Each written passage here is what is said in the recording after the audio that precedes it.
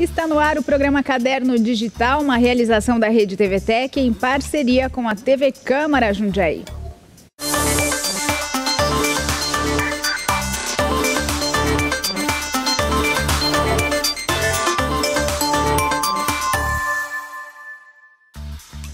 Oi, obrigada por acompanhar o nosso programa Caderno Digital, programa de entrevistas aqui da Rede TVTech em parceria com a TV Câmara. A gente procura trazer informação, prestação de serviço, bastante assunto variado aqui para você, para te informar, para você conhecer melhor Jundiaí e os jundiaenses, não é verdade? Lembrando que a TVTech Jundiaí está nas redes sociais, nosso conteúdo, bastante coisa do nosso trabalho pode ser encontrado lá, basta procurar por TVTech Jundiaí tudo junto. Você acha, inclusive no Facebook, bastante coisa, YouTube também tem nossos vídeos que você pode assistir, compartilhar, é bem bacana. Bom, hoje no nosso programa a gente vai falar de um tema bem legal, que é voltado à educação, também esporte. Eu vou conversar com o Samuel Ferreira, que ele é professor formado em educação física e especialista em neurociência aplicada à educação. Samuel, seja bem-vindo ao nosso programa, obrigada pela presença. Muito obrigado a vocês, é um imenso prazer estar falando de educação, que é algo que engrandece a minha força de vontade, né? É um bate-papo que me dá muito prazer em realizar, estou muito contente, muito grato. Samuel, você estudou educação física aqui mesmo em Jundiaí? Sim, estudei na ESEF, né? Escola Superior de Educação Física de Jundiaí, e depois me especializei em neurociência aplicada à educação. E o que é isso, essa neurociência aplicada à educação? Dá um exemplo para a gente. Olha, antes gostaria de falar que eu era apaixonado já por conhecer, né, por autoconhecer, esse autoconhecimento. E desde antes do curso da neurociência eu pesquisava muito sobre neurociência, que é uma coisa que você acaba se descobrindo, né, porque é uma ciência que são neurociências, né? Abrange não só uma ciência, né? Como a psicologia, pediatria, psiquiatria, a educação. E aí eu fui me apaixonando cada vez mais. Então, de se autodescobrir, eu acabei achando a neurociência, né? E é uma ciência que você descobre as áreas cerebrais. Fui entrando mais profundamente em áreas cerebrais que falam sobre o nosso comportamento, né? É uma pós-graduação? É uma pós-graduação. E aí, como você estudou e elaborou teses para unir o esporte, né? Você pratica bastante capoeira, que eu vi até no seu Instagram, e a essa questão de autocontrole, de controle dos impulsos, voltada mais à neurociência. Sim, a gente tem áreas específicas que controlam as emoções, né? Foi aí que eu fui estudar neurociência para compreender um pouco essas áreas, né? Do sistema límbico, do gânglio de base, são áreas mais profundas, né? Subcorticais. E fui descobrir a importância né? Quais áreas que supriam esses nossos comportamentos, essa falta, né? Desse controle. E o meu maior interesse foi tentar ajudar nessa autoconsciência, né, que os psicólogos chamam de metacognição, um alto estado de espírito. Se algumas atividades pudessem colaborar, usei como ferramenta a capoeira, e se de fato essas áreas cerebrais seriam mais estimuladas, mais conexões de neurônios pudessem ocorrer dentro dessas áreas. Esse é um interesse que eu tive em buscar a neurociência, né? E você pesquisou isso e chegou à conclusão de que isso acontece? Essa é uma conclusão de milênios, né, desde os primórdios de filosofia, né, principalmente na espiritualidade, algo que também me interessa demais, com meditações, né, o budismo. Isso já é muito conhecido, né? Esse autocontrole, né, a gente controlar os próprios impulsos, que faz parte do ser humano, na verdade, né? A gente não pode excluir eles de nós, né? Mas a gente tem, o que eu fui atrás é de tentar reeducar, né, com que as pessoas tenham esse controle dessas áreas. E todos sabemos que de fato, uma educação voltada a isso vai engrandecer o ser humano como pessoa, né? Vai fazer com que ele vença alguns medos, né? algumas tristezas, né, que às vezes deixam a gente doente, né, tendo o controle da frustração. E principalmente também o que eu mais sou voltado é a questão da emoção da raiva, né, que a gente vê essas problemáticas toda do mundo, né, de guerras ainda. E também romper um pouco isso, tendo controle dos impulsos, né? Um autocontrole, tendo paciência, tendo mais tolerância, sabendo se comunicar melhor com as pessoas. E são essas habilidades que eu costumo aplicar dentro da capoeira. E você tem um livro a respeito disso? Ainda não está concluído, né? Mas eu estou escrevendo. Já dei até um nome para esse método, né? Eu digo que é um método que usa aspectos transdisciplinares, né? Mais racional, trabalha com a educação ambiental também, a emocional, né? E espiritual. Então, todo o movimento, na verdade, eu uso a capoeira porque há 21 anos eu pratico e eu vi que ela é uma ferramenta riquíssima, né? Um esporte que tem um leque muito amplo para se trabalhar, e com ela eu pude alcançar esse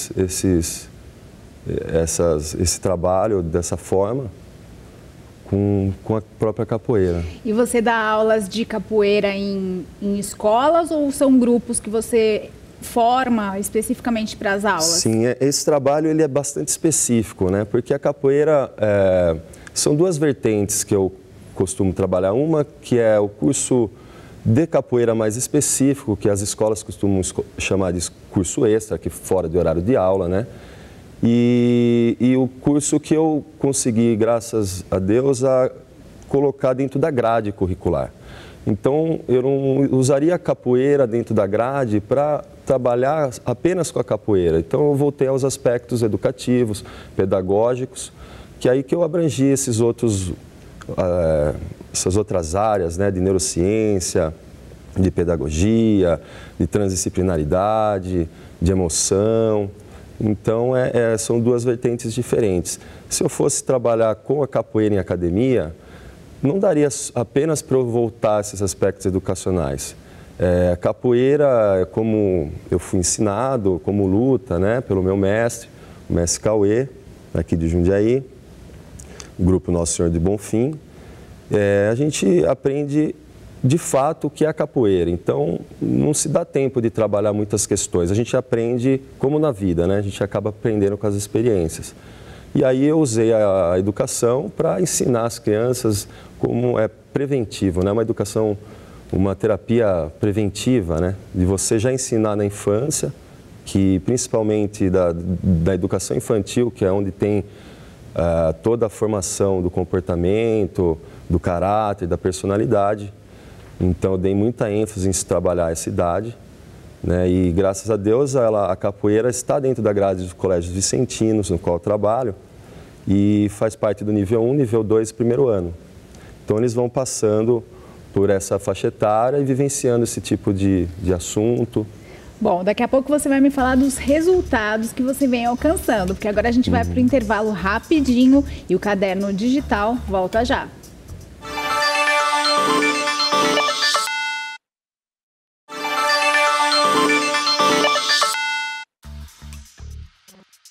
Caderno Digital de volta. Hoje eu estou batendo um papo bem legal com o Samuel Ferreira. Ele é professor especialista em neurociência aplicada à educação.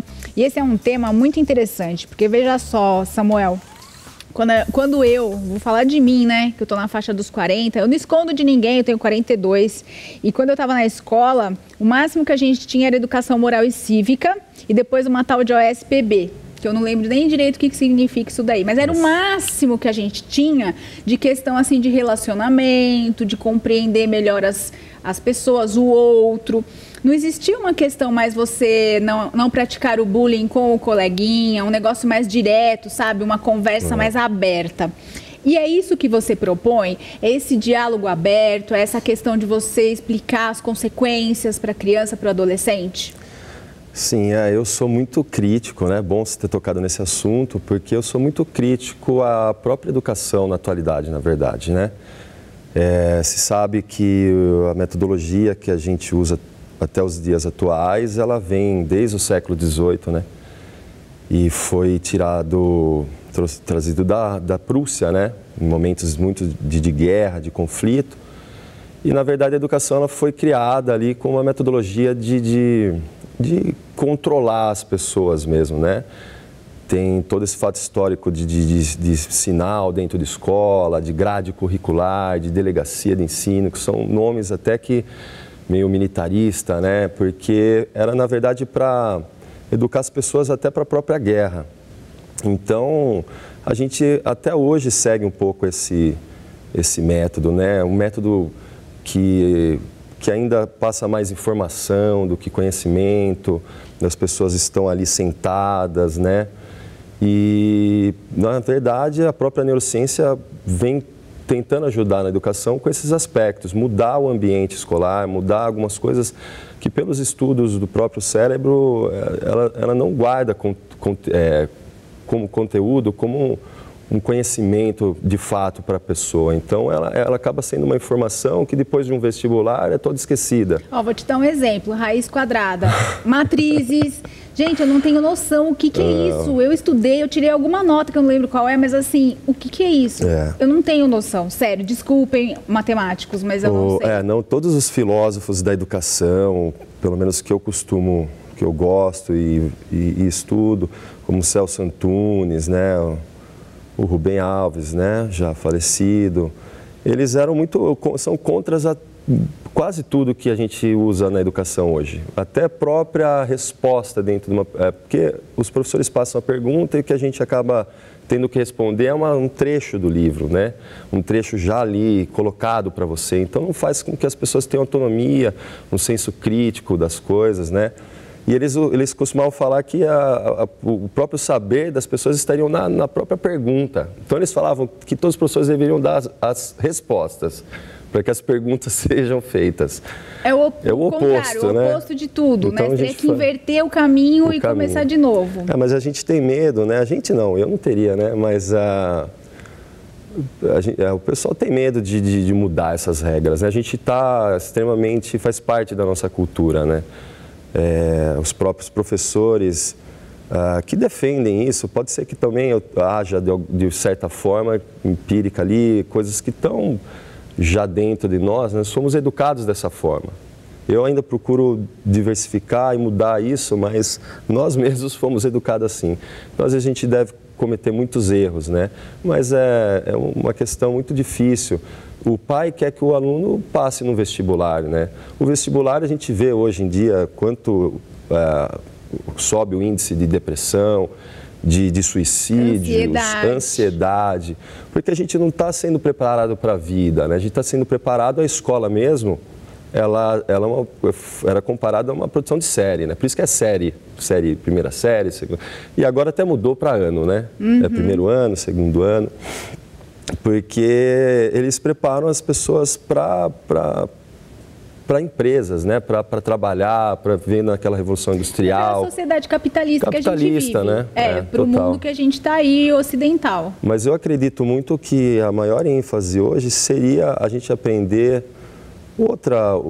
a maior importância é a gente aprender a conviver com as pessoas, né? Um dos pilares que foi criado pelo Congresso lá na Unesco, né? Num relatório que foi feito para a Unesco, foram 4 pilares. Um deles era aprender a conviver junto.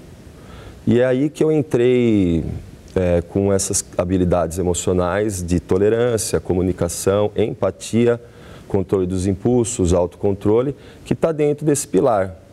E as crianças aprendem também, na verdade, dentro do meu trabalho, a linguagem emocional, que é o que o Daniel Goleman, que é PhD em inteligência emocional, psicólogo, ele sugere para nós no seu livro que todos os professores brasileiros trabalhassem com o alfabeto emocional. Então, essas habilidades elas estão até dentro do meu plano de unidade, que é entregue para a delegacia de ensino, e dentro do planejamento anual, que também é entregue, estão todas essas habilidades lá e eles trabalham uma a cada mês, né? E o interessante do meu trabalho, que vale a pena ressaltar, é que o que inova bastante é a questão do esporte, como você falou, porque eu faço com que as crianças façam um link nos próprios movimentos, né? Então, eu começo, a primeira habilidade que vem na questão do medo é a autoconfiança. Então, eu coloco lá uma cordinha no chão. Para criança de 5, 3, 4 anos, para ela fazer uma estrelinha é muito difícil. Então, eu vou fazendo esse link de ela ter autoconfiança. Então, eu ensino o que é alto, eu falo para ela que são elas mesmas, né? Confiança em si mesmo. E elas vão entendendo pela própria dificuldade. Então, elas fazem com que elas coloquem essas palavras na cabeça e a gente fica o mês inteiro repetindo essa palavra. Aí, o mês seguinte, eu vou dificultar um pouco as atividades, subindo a corda, porque eles já estão autoconfiantes, né? E aí vem a questão da coragem. Então, eu vou sempre mudando, né? Então, subiu a corda, agora a autoconfiança precisa ter a coragem. E aí, logo depois vem persistência, que elas vão ter que persistir. O erro vai ser não são todas crianças que alcançam a mesma coisa, então elas vão acabar tendo algumas frustrações. Então vem a persistência, elas entendem ali, ó, vamos persistir, não desiste, né? Costumo falar que não existe erro nas minhas aulas, né? O único erro é desistir, porque eu não vou obrigar uma criança a fazer um golpe, um movimento perfeito, não é isso que é a intenção da capoeira pedagógica. E isso se aplica a tudo na vida? Então, isso se aplica a tudo. Até na questão que nós conversamos sobre empresas, né? Isso aí, essas habilidades que eu citei agora, autoconfiança, coragem, persistência, está muito ligado, e controle de frustração, ligadas às empresas. Então, é um dos pilares que tem que é o outro pilar, que é o aprender a fazer. Ele está todo atrelado a esse lance industrial, de empresas, né? E eu associei a essas habilidades nesse pilar, né? Mas logo depois eu começo a trabalhar com esse pilar de aprender a conviver junto, que eu acho que é uma das maiores importâncias para a vida atual, né? Acho que a gente está acordando, né, nessa nova era, nessa busca de autoconhecimento. Então, acho que essa importância de se tirar uma nota alta, isso tudo está caindo em conceito também pela própria neurociência, de que cada ser é subjetivo, a gente não pode trabalhar da mesma forma, né? Essa questão de nota, uma pessoa ser maior que a outra no número, isso não é de fato... Essas comparações não são boas, né? Não são tão saudáveis. Não são tão saudáveis, realmente. Legal, eu concordo com você muito disso. Gostaria de ter tido a oportunidade de ter um professor assim que nem você, mas não aconteceu. Então, o que a gente faz? A gente entrevista o Samuel fala sobre esses assuntos. Então, agora a gente vai para o intervalo, que vai ter mais um bloco de entrevista bem legal. Espero você daqui a pouquinho.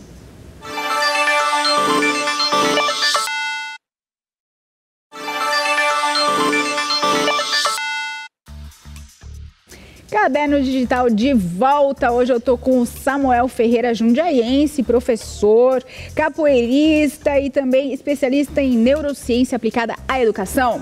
E a gente está falando sobre o trabalho que ele desenvolve com as crianças, unindo a capoeira e o autoconhecimento. Samuel, quais os principais resultados que você vem observando como fruto desse seu trabalho?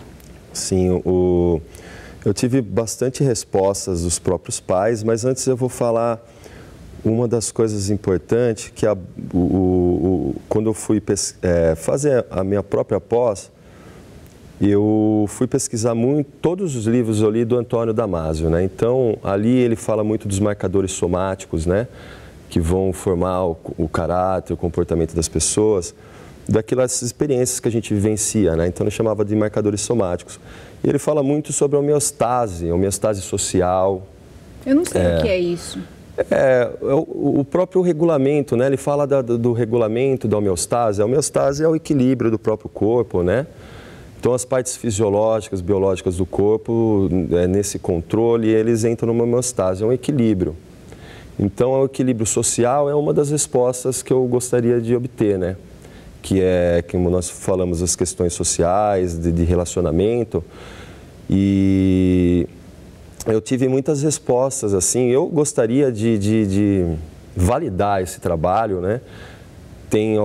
Quando eu entrei, eu queria algo assim, que não é muito ainda do meu alcance, colocar um monte de criança que fizesse esse trabalho dentro de uma ressonância magnética, olhar o cérebro antes, olhar o cérebro depois. Uma coisa científica. Bem científica para validar, né? Para que esse trabalho seja realmente validado e poder ser usado no mundo inteiro.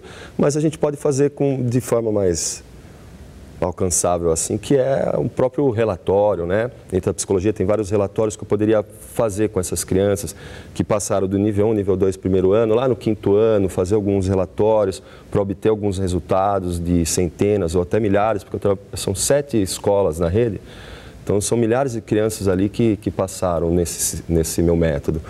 E aí colher alguns resultados para realmente provar alguma mudança. Mas ainda está nos meus planos isso, né? Mas umas coisas que eu obtive de resultado foram alguns bilhetes de pais, né? Esses respaldos aí, porque mãe que escreveu em rede social, que realmente em determinadas situações, crianças que chegam em casa e falam para a mãe, mãe, você precisa ter paciência, mãe, empatia, se coloque no lugar do...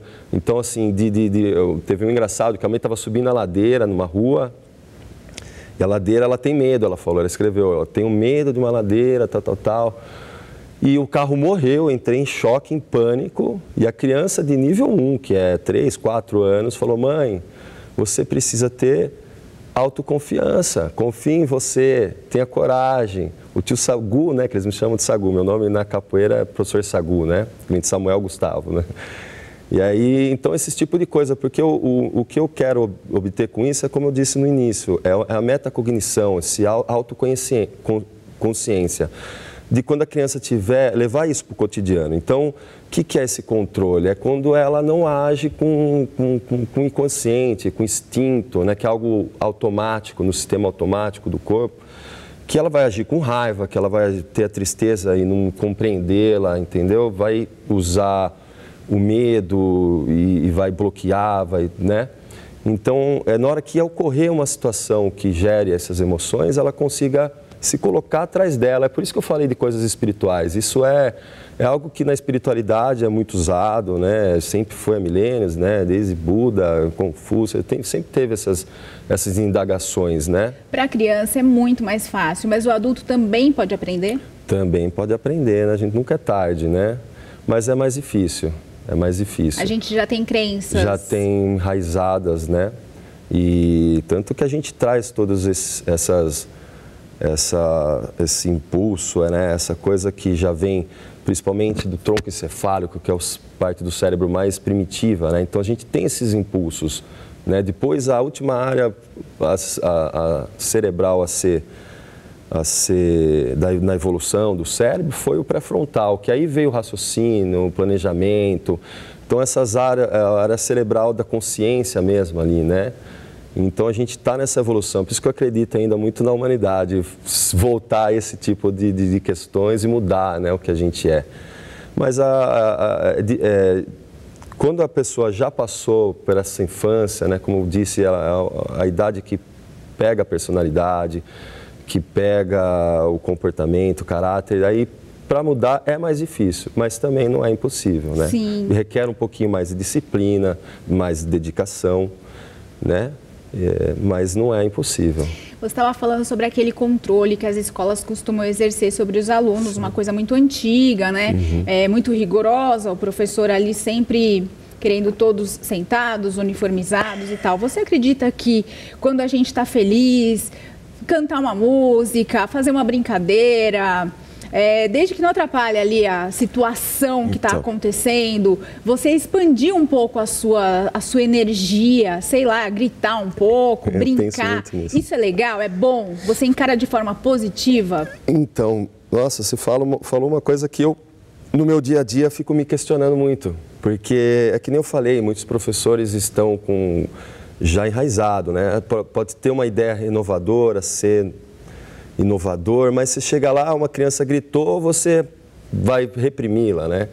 Mas o grito, ele está extravasando, está soltando algo que está dentro dele, né? Está Então, liberando, está agindo com os chakras da laringe. A gente aqui também, eu tenho o Marcelinho ali, meu colega, o Chacrinha aqui, meu colega. A gente, às vezes, de vez em quando brinca, conta uma piada, dá um pouco de risada. Sabe quando dá aquela sensação gostosa? Né, Marcelinho?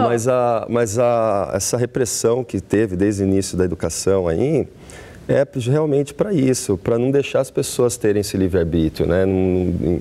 inibi-las de ter essa autonomia para as coisas, de ter essa liberdade. E a gente tem medo do caos, né? Medo. Tem medo do caos. E aí fala que é louco, é descontrolado, aí tem disciplina. Bom ser louco, não é gostoso? Então, como eu falei, né? Pablo Neruda tem aquela partinha, amo as coisas loucas loucamente. Eu sou um desses e eu acho que a gente tem medo, né? Então, reprime, tem medo quando as crianças estão gritando. Vamos lá, filho, não é para gritar. Então a gente está sempre, isso já está inato na gente, né? Eu procuro me controlar nessas horas. Antes, refletir, peraí, eu vou chamar atenção. Porque eles, entram na sala de capoeira, eles adoram a aula. Modéstia à parte, eles adoram. E chega lá, tem instrumento, tem não sei o quê, já vem aquele correria, já está batucando. Só que tem que ter, as regras elas tem que ter também. Essa é a minha indagação muito grande, né? Como que eu posso ensinar uma disciplina, regras e também ser bastante libertário? É uma coisa que me indaga bastante, né? Sem reprimir, né? A gente pode ter liberdade, mas a gente também não reprimir, como que vai fazer para disciplinar? Mas eles entram na sala, eles formam uma rodinha, às vezes sempre tem aquele que sai, mas ele está indo fazer uma coisa que ele gosta. Então eu vou estar inibindo uma coisa que lhe dá prazer, uma coisa, eu vou estar lá, não, reprimindo. Acho que a ideia é assim, vamos repensar a educação, repensar o jeito da gente ensinar e tornar aquela pessoa um ser humano mais legal, né? Bom, deixa um contato que a gente chegou ao fim do programa, como a gente pode te achar? Sim, bom, redes sociais, né? Eu tenho Instagram, como você disse, que é Sagu Ferreira, e Samuel Gustavo Ferreira no Facebook. Muito bom. Costumo postar bastante coisas sobre educação, está aberto para todos, né? Eu tenho muitos pais, crianças que têm acesso, então eu sempre estou colocando essas ideias e tá lá, meu telefone também está lá, quem quiser entrar em contato, precisar de trocar mais ideias sobre isso, chamar para alguma oficina, para alguma palestra, está à vontade. Obrigadão pela participação, Samuel. Muito obrigado a você, Lu. A gente vai ficando por aqui. Um abraço para você que acompanhou o Caderno Digital e te espero na próxima edição. Até lá!